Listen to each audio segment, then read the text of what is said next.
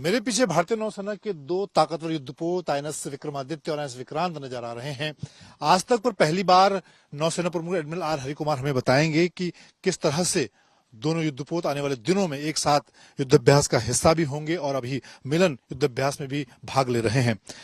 Sir, मैं आपसे जानना चाहूंगा, हम ये दो जो युद्धपोत देख रहे हैं, काफी समय से लोग इंतजार कर रहे हैं कि ये कब एक साथ किसी ऑपरेशन का हिस्सा होंगे और अभी ये मिलन में शामिल हो रहे हैं। अभी ये दोनों हमारे जो एयरक्राफ्ट कैरियर हैं विक्रमादित्य और विक्रांत, जो इंडिजिनस कैरियर है, वो दोनों पार्टिसिपेट कर रहे हैं इधर मिलन में। तो मिलन में इस बार काफी कंट्रीज भी हैं, 50 कंट्रीज से नेवल रिप्रेजेंटेटिव्स आए हुए हैं, 18 शिप्स आए हैं, एक एयरक्राफ्ट भी आ रहा है बाहर से, और हमारे बाकी शिप्स भी होंगे। तो ये एक्सरसाइज सबसे बड़ा नेवल एक्सरसाइज होगा जो भारत में कर रहे हैं। और इसमें हमारा ये भी है कि ये एम है कि हमारा कैपेबिलिटी दिखाएंगे, हमारा आत्मनिर्भर जो प्रोग्रेस जो है वो भी दिखाएंगे, क्योंकि ये एयरक्राफ्ट कैरियर बनाना और उसको ऑपरेशनलाइज करना वो एक छोटा काम नहीं है और बहुत कम देशों ने किया है। तो ये विक्रांत को अगर हम 50 फ्रेंडली फॉरेन कंट्रीज के पर्सनल को हम दिखाएंगे और वो ऑन बोर्ड जाएंगे, देखेंगे, तो उनको पता चल जाएगा कि क्या क्या हमारा देश का टेक्निकल कैपेबिलिटी है, शिप बिल्डिंग कैपेबिलिटी है और कितना डेवलपमेंट हो रहा है देश में। तो इसलिए हम ये दोनों कैरियर को इधर लेके आए और पर्टिकुलरली विक्रांत को। और ये पहली बार ये दोनों एयरक्राफ्ट कैरियर एक साथ ईस्टर्न सीबोर्ड में ऑपरेट कर रहे हैं, और पहली बार ये दोनों एयरक्राफ्ट कैरियर अलोंग साइड भी होंगे, क्योंकि जब ये एयरक्राफ्ट कैरियर किसी भी पोर्ट में आता है तो उसका इंफ्रास्ट्रक्चर अलग रिक्वायरमेंट होता है, ताकि वो अलोंग साइड लाने के लिए और उसका सपोर्ट के लिए जितने सर्विसेज वगैरह चाहिए वो सब की तैयारी भी और उसका टेस्टिंग सब हो जाता है। तो ये पहली बार ये दोनों इधर आ रहे हैं और दोनों को हार्बर में लेके जाएंगे अलोंग साइड, और हमारा जितना सिस्टम्स और सर्विस वगैरह सब टेस्ट आउट हो जाएगा। आपको लगता है सर, क्योंकि आईएनएस जो विक्रांत है वो भारत की आत्मनिर्भरता का सबसे बड़ा एक उदाहरण है, तो इस बार मिलन में एक बड़े शोकेस के तौर पर पूरी दुनिया भारत की आर्थिक ताकत को देखेगी? जी, ये विक्रांत जो है वो हमारा प्राइड है, क्योंकि हम इसको 18 महीने में उसको ऑपरेशनलाइज किया। कमिश्निंग के बाद सितंबर 22 में कमीशन हुआ था, और अभी ये इनिशियल ऑपरेशनल क्लियरेंस के बाद फाइनल ऑपरेशन क्लियरेंस चल रहा है। बीच में उसका गारंटी रिफिट वगैरह भी था। तो अभी मिलन में पार्टिसिपेट करेंगे और हम शोकेस करेंगे बाकी जितने नेवीज के लोग आ रहे हैं, और मिलन के कंप्लीशन के बाद ये दोनों कैरियर्स वेस्टर्न सीबोर्ड में जाएंगे, फिर वहां उसका इंटीग्रेशन होगा फ्लीट के साथ। और ये एक काफी महत्वपूर्ण एक्टिविटी है, क्योंकि एक बार पूरा ऑपरेशनलेस हो जाता है तो फ्लीट का स्ट्रेंथ बढ़ जाता है। बहुत दिनों बाद ये पहली बार हम देखेंगे कि जब इस दोनों युद्धपोत एक साथ ऑपरेशन का हिस्सा। जी, बस कुछ 10 दिन के बाद ये दोनों वेस्टर्न सीबोर्ड में होंगे और फ्लीट के साथ ऑपरेट करेंगे। जितने एयरक्राफ्ट हैं वो सब पार्टिसिपेट करेंगे, और दोनों कैरियर से उसका जो क्लोज कोऑर्डिनेशन और इंटरैक्शन और जो कैपेबिलिटी का डेमोन्स्ट्रेशन ये सब होगा। सर, हाल के दिनों हमने देखा कि भारतीय नौसेना काफी अरब सागर में देखें, और जिस तरह से जो पायरेट्स के हमले हैं मालवाहक जहाजों पर वो बढ़े, उसको लेकर इस वक्त क्या नौसेना के सामने चैलेंजेस हैं और कैसे आप उसको हैंडल कर रहे हैं?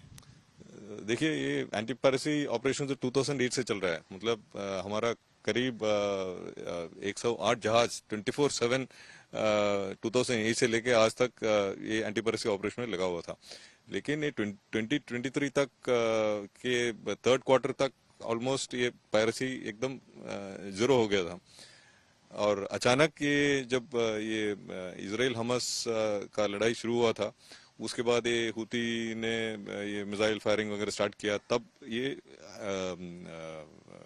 रेड सी और गल्फ ऑफ एडन में डिस्टर्बेंस हो गया मर्चेंट शिप का, और इसी टाइम ये जो पायरेसी का भी सडनली राइस हो गया और एक दो शिप्स को उन्होंने पायरेट अटैक करके उसको होस्टेज लिया था।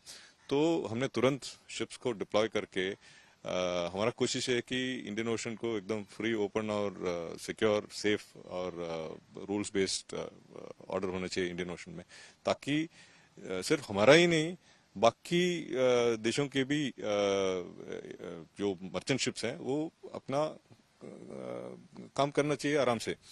तो हम तो भारतीय नौसेना तो इस इंडियन ओशन रीजन में हम सबसे बड़ा रेसिडेंट नेवल पावर है, तो इसलिए हम समझते हैं कि हमारा रिस्पॉन्सिबिलिटी है कि ये इंडियन ओशन में Indian ocean should be safe, secure और पीसफुल। सो ये हमने आदेश दिया कि ये पायरेसी को खत्म करने का है और हमारे 3 शिप्स लगे हुए हैं काफी हमारे कोस्ट से काफी दूर, मतलब करीब 2000 किलोमीटर से ज्यादा दूर, और वहाँ हर एक फिशिंग बोट, हर एक धाव और हर एक सस्पेक्ट वेसल उसको हम बोर्ड कर रहे हैं। कम से कम 100 से अधिक फिशिंग वेसल्स और क्राफ्ट को हमने बोर्ड किया और हम चेक कर रहे हैं कि उसमें हाई स्पीड ओबीएम है या हथियार है, क्या है और कैसे लोग हैं उसमें। और ये इसको हम बोलते हैं पायरेसी ट्रिगर। अब पायरेसी ट्रिगर मिल गया तो उसके ऊपर हम उन लोगों के ऊपर हम कार्रवाई कर रहे हैं। तो इस चक्कर में हमने काफी लोगों को छुड़वाया, कुछ ईरानियन लोग और पाकिस्तानी लोग जो हॉस्टेज लेके रखे हुए थे उन सबको छुड़वाया। फिर तो हमारी कोशिश है कि पायरेट्स को एकदम यहाँ से बाहर करना है। सर, मिलन एक्सरसाइज के दौरान भी क्या कोई इस रणनीति पर चर्चा होगी कि गल्फ ऑफ एडन से लेकर रेड सी तक पूरे क्षेत्र में जो इस वक्त ड्रोन हमले हैं या फिर पायरेसी के अटैक हैं उसको काउंटर किस तरह से मिलकर किया जाए? तो ये इसमें हम लोग इसका एक मेन एम है कि हम लोग साथ मिलें और जो मैरिटाइम प्रॉब्लम्स हैं उसको डिस्कस करें और सोचें कि कैसे उसको सॉल्व किया जाए। तो ये मैरिटाइम जो मैरिटाइम सेक्टर में जो प्रॉब्लम्स है, मैरिटाइम सिक्योरिटी पर्टिकुलरली का, वो किसी एक देश का के पास रिसोर्सेज नहीं है उसको पूरा सॉल्व करने के लिए, क्योंकि एरिया काफी बड़ा है और रिसोर्सेज कम है, जहाज कम है या एयरक्राफ्ट कम है। तो इसलिए हम साथ में मिलके इंफॉर्मेशन शेयरिंग और जो एसेट है उसको डिप्लॉय करके जो प्रॉब्लम है उसको सॉल्व करना है। सो हम जितने फ्रेंडली फॉरेन कंट्रीज है उनको इसलिए उनके साथ इंटरेक्शन करते हैं। तो ये मिलन जैसे एक्सरसाइज में जब 50 से अधिक नेवीज के लोग आते हैं तो ये प्रॉब्लम सब डिस्कस होगा और कुछ ना कुछ कोऑर्डिनेशन या इंफॉर्मेशन शेयरिंग या रिसोर्स डिप्लॉयमेंट, रिसोर्स का यूज, शेयर्ड यूज और कुछ एक्सपर्टीज, मतलब छोटे से छोटे कंट्रीज का भी कुछ एक्सपर्टीज होता है उनका इलाके का, तो वो एक्सपर्टीज भी लेके आते हैं। तो हमारा ये प्रिंसिपल है जो 5S है, मतलब संवाद, डायलॉग, सम्मान, रेस्पेक्ट और सहयोग, कोऑपरेशन और समृद्धि, शांति और समृद्धि। तो हम सोचते हैं कि सबको बराबर के हिसाब से देखना है, सबको सम्मान देना है और एकदम एक साथ हम काम करेंगे तो सक्सेसफुल हो जाएंगे। तो आपको लगता है सर ये समस्या अभी आने वाले दिनों में बढ़ सकती है या इसको लेकर कोई अपनी रणनीति बनाई हो कि अपने एसेट की अगर हम बात करें, चाहे MQ-9 ड्रोन हो, हमारे जो सर्विलांस के और एसेट हैं, हमारे युद्धपोत हैं, किस तरह से आपने डिप्लॉयमेंट किया होगा? तो अभी जितने भी एसेट्स हैं हम सर्वेलेंस के लिए यूज कर रहे हैं, तो PATI यूज कर रहे हैं, MQ-9 भी 2 हमने लीज पे लिया हुआ है पिछले 3 साल से, उनको एक्सप्लॉइट कर रहे हैं। तो फिर हमारा सरफेस शिप्स भी डिप्लॉयड है और बाकी जो अदर जितने ड्रोन्स हैं और डॉनियर एयरक्राफ्ट हैं, ये सब हम यूज करके पूरा इंडियन ओशन को हम सर्वेलेंस पे रखते हैं, पर्टिकुलरली जो एरियाज में कुछ डाउट है। और ये MQ-9 जैसे सी गार्डियन ड्रोन हेल जो होते हैं उनका एंड्योरेंस काफी है, रीच पहुंच ज्यादा है और वो एक बार वो एक एरिया पहुंच गया तो वहाँ काफी देर वो डिप्लॉय भी कर सकता है। और इससे तो हम लोग इनको अच्छी तरह से नजर रख सकते हैं हमारा एरिया ऑफ इंटरेस्ट पे।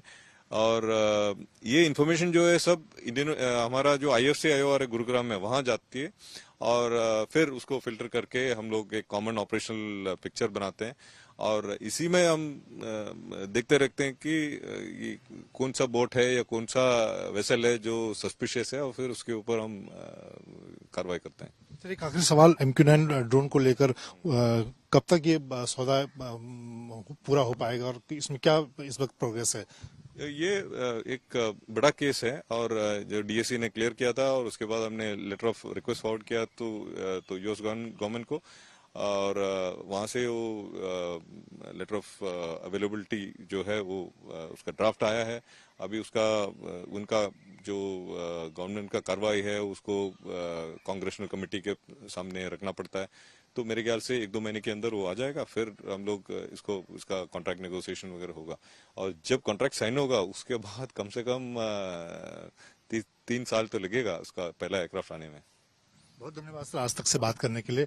तो नौसेना प्रमुख एडमिरल आर हरिकुमार ने बताया कि पहली बार मिलर युद्धाभ्यास के दौरान पूरी दुनिया भारत की आत्मनिर्भरता की ताकत को देखेगी, और 2 युद्धपोत INS विक्रमादित्य और विक्रांत इस बार पहली बार मिलन में शामिल होंगे। आने वाले दिनों में दोनों मिलकर ऑपरेशन भी करेंगे। कैमरामैन सचिन के साथ मंजीत नेगी, दिल्ली।